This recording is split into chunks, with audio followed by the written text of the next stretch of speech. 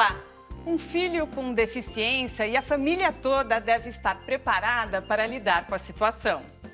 Desde o momento em que se recebe a notícia, pais, mães e irmãos precisam de apoio e orientação. Para este papo estão com a gente a Olga Cos, vice-presidente do instituto que leva o seu nome, né, Olga? E também a Cláudia Spadoni, mãe da Isabela, de 14 anos, e da Marina, de 12.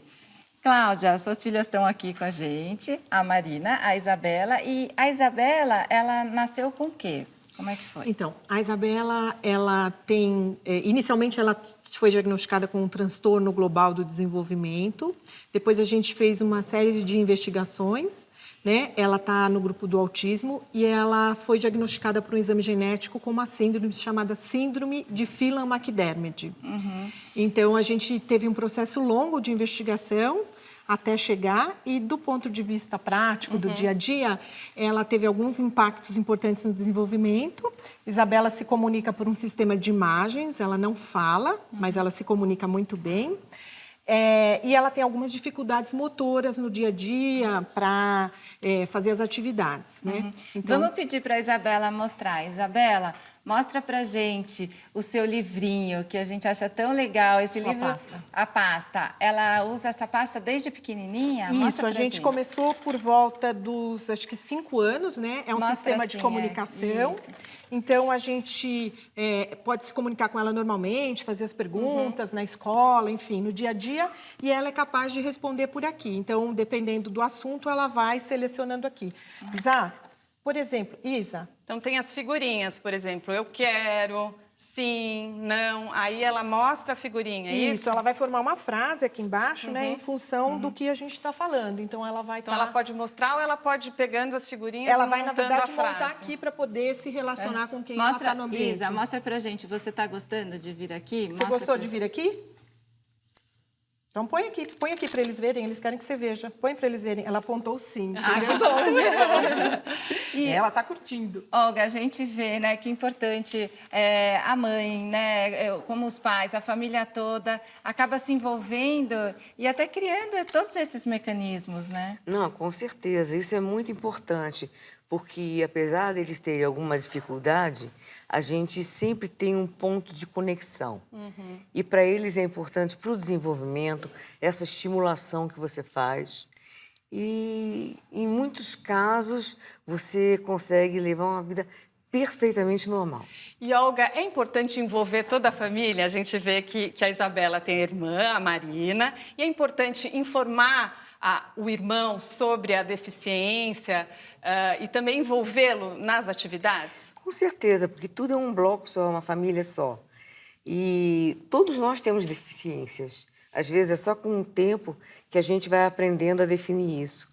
E quanto mais irmão, quanto mais irmã, quanto mais amigo, melhor, porque você se torna um elo para ela que as pessoas, às vezes, no entorno não entendem. Mas quando veem que existe essa comunicação, veem que isso não é um problema tão grande assim. Marina, como que é a sua relação com a Isabela? E os seus pais tiveram uma conversa com você para explicar sobre a deficiência da Isabela? Desde pequenininha, a minha mãe veio me explicando o que ela tinha, veio me falando, né, que ela tinha uma deficiência, e a gente sempre conviveu muito bem, a gente tem uma relação muito boa, a gente estuda na mesma escola, a gente vai para os passeios junto, é bom. E você nasceu depois, né, da Isabela. Então, eu acredito que, conforme você foi crescendo, que você foi percebendo, né, que a sua irmã se comunicava de um jeito diferente e até aprendendo a se comunicar com ela. Ela se comunica pela pasta e ela sempre se comunicava comigo, eu fui aprendendo a usar pasta com ela. Eu acho interessante porque, em muitas circunstâncias, não é muito comum as pessoas entenderem essa forma. Então, a Marina, em muitos contextos de festinhas de aniversário na escola, fazia uma certa intermediação, porque era entre os pares, eram entre as crianças. Então, acho que tinha muita espontaneidade e gera muita curiosidade também. Com certeza. Então, acho que a Marina foi muito participativa. E uma coisa que eu achei importante, como a Marina foi segunda filha, a gente foi foi dosando o que conversar com ela. Então, num primeiro momento, o que era possível ela compreender, e aí a gente foi cada vez mais explicando até chegar agora aos 12 anos e ter uma visão mais abrangente. E ela, inclusive, ela participou muito desde o início. Então, ela já chegou na sua casa, quando ela nasceu, com uma situação. Sim. E então ela se adaptou muito melhor do que se fosse ao contrário. Ela mais velha e a outra menorzinha. É, porque se fosse a mais velha, ela poderia sentir, Com poxa, os pais certeza. estão dando mais atenção para o mais novo, porque precisa, Exato, né? uma ruptura, né, seria. Bom, daqui a pouco até você explica melhor que orientações dá, que dicas dá para esses pais, né? Quando é, por exemplo, um segundo filho, para a família tratar. Mas explica antes para a gente como que é o trabalho do Instituto. Bem, o trabalho do Instituto, nós promovemos inclusão de pessoas com deficiência intelectual e nós temos também 20% de pessoas sem deficiência intelectual, mas em vulnerabilidade social, que moram em torno das nossas oficinas, que são de arte, de esporte, karatê e taekwondo, dança e agora também música. Então, eles ajudam no processo de inclusão, quando você coloca pessoas com e sem deficiência intelectual.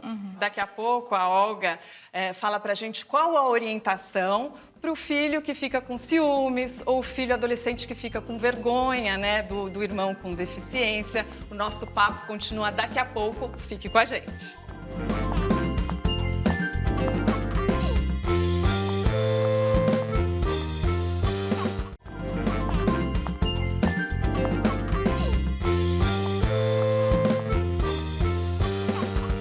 Estamos de volta com o Momento Papo de Mãe, falando sobre quando um filho tem uma deficiência. E a gente recebe agora a Mina Heggen, que é coautora desse livro aqui, olha, Tem um Irmão Diferente. Vamos conversar sobre isso? O que esse livro traz, Mina? Ele traz tudo que a gente conversou com um grupo de irmãos de 9 a 15 anos durante um ano inteiro. Porque nós sabíamos que os irmãos sofriam muito pelo fato de ter esse irmão com deficiência. Coisas que não eram muito conversadas em casa. Naquela época, década de 80, que a gente começou a fazer esse trabalho, realmente muitas mães vinham dizer que não sabiam como abordar o assunto com o outro filho ou outros filhos. E quais foram as principais conclusões que vocês chegaram? O que era importante tratar com esses irmãos? Que era importante a gente propiciar aquelas pessoas que não conseguem falar com os filhos um material que contivesse todos os dados que seria importante. As causas das deficiências, a importância do irmão, quais as reações que eles devem ter em situações de ciúme, de raiva, de inveja, de vergonha. Então tem que falar sobre tudo isso. Tem que falar sobre tudo isso. E você é autora aqui de outros livros que eu vou mostrar, é Sexualidade e Deficiência, Rompendo o Silêncio. Com outras colegas. Mães e Filhos Especiais, relato de experiência com grupos de mães e de crianças com deficiência. Esse foi na PAI, da década de 70, 80, baseado num grupo que a gente fazia com mães. E do assistencialismo à cidadania, uma questão de direitos humanos na área das deficiências. Quero dar parabéns pelo seu trabalho. Obrigada. E quem quiser saber mais, pode acessar o site da IPA, é isso? A IPA Brasil é com quem eu estou trabalhando agora, dando oficinas para a formação de agentes do brincar, sobre a importância de saber o histórico da atenção à pessoa com deficiência, né? Porque a gente precisa conhecer o passado para poder melhorar o futuro. Muito obrigada. Olha, eu tenho aqui o depoimento de um telespectador do Rio de Janeiro, é o Paulo Delmontes. Ele diz o seguinte: eu queria que vocês comentassem, o pior preconceito é o da própria família. Todos se afastam, julgam, sem a menor ideia das coisas que você passa. Pô, acho que elas podem comentar, né? Cláudia, você passou por isso dentro da sua família? Não, eu tenho uma experiência muito positiva, tanto na família do meu marido, que é o Álvaro, quanto na minha família. Eu acho que a gente entende como é a Isabela e todos se uniram em função do que a gente pode promover para ela, para o desenvolvimento como um todo. Então, por exemplo, essa semana foi aniversário dela, todo mundo muito envolvido, ela está num processo de alfabetização, então todo mundo faz uma dica de um livro, de um método. Então, eu acho que são pessoas bastante participativas, acho que eu tive essa felicidade ou essa, talvez no momento mais recente, de envolvê-los desde o início e deles serem parceiros da gente em todas as situações. Então, as reuniões de família são super tranquilas, enfim, são muito acolhedores e participativos. Que bom. E, Marina, dentro daquilo que a gente viu no livro, né, tem um irmão diferente. Você passou por uma fase de ter ciúmes por causa da atenção que os seus pais dão para a Isa, ou até vergonha, né, entre os seus amigos? Não, eu entendo que ela tem, eu não sinto vergonha com os meus amigos, nada disso.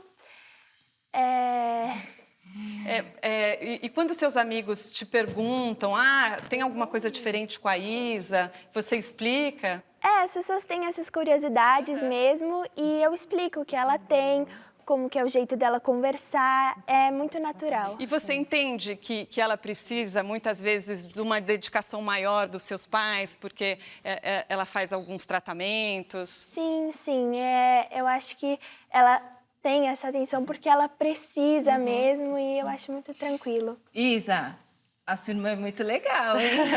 Né? Você gosta da sua irmã? Você gosta da sua irmã? Sim.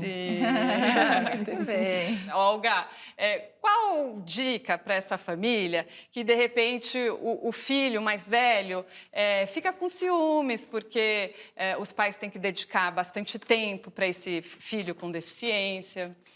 Olha, a dica é realmente você tratar com a maior naturalidade possível e tentar incluí-lo no seio da família, nos seus costumes, em todas as coisas que você tem dentro de casa. Quando você vai com um, leva o outro, quando você vai com o outro, leva um. Todo mundo junto, fazendo programas juntos. E com essa inclusão, todo mundo ganha, né, Marina? Todo mundo ganha. E olha, a Isa quer falar. Nosso programa chegou ao fim, mas eu vou deixar a Isa falar, se despedir da gente, né, Isa? O que você fala? O programa chega ao fim, você vai falar tchau pra gente? O que você vai falar? Conta pra mim. Na verdade, ela fez tudo isso porque nós acabamos de falar do livro da Mina. E ela quer falar que ela gosta de livro. E eu segurei ela aqui e fiz uma contenção. E aí ela está querendo falar de livro. Qual livro você gosta? Sobre o que você gosta de dos livros? Eu acho que são os livros que ela vê na escola. Ela não tem aqui as opções para poder responder. Mas na escola eles trabalham muitas atividades. Ela, por exemplo, está lendo O Pequeno Príncipe na escola. Ela consegue fazer interpretação, reconto. Então, são atividades que ela já participa. E ela está complementando aqui que, além da aula de biblioteca, ela gosta muito da aula de educação física. Você é boa na aula de educação física? Né? Então, eu quero agradecer a presença de vocês. Muito obrigada, Isabela, Cláudia e Marina, pela presença aqui no Momento Papo de Mãe, por dividir as histórias de vocês com a gente. Olga, muito obrigada pelas orientações no programa. Nossa, foi pouco, porque o programa não é tão longo, mas tem muita coisa bacana. Inclusive, entrar no nosso site, institutoalgacos.org.br, e no Instagram, Facebook, nós estamos em todas as redes. Parabéns pelo trabalho, Olga. Muito obrigada. Eu acho que o que a gente vê aqui é que a inclusão é fundamental e ela começa dentro da família mesmo, né? Parabéns para vocês. Obrigada. Muito legal. O Momento Papo de Mãe fica por aqui. Até a próxima.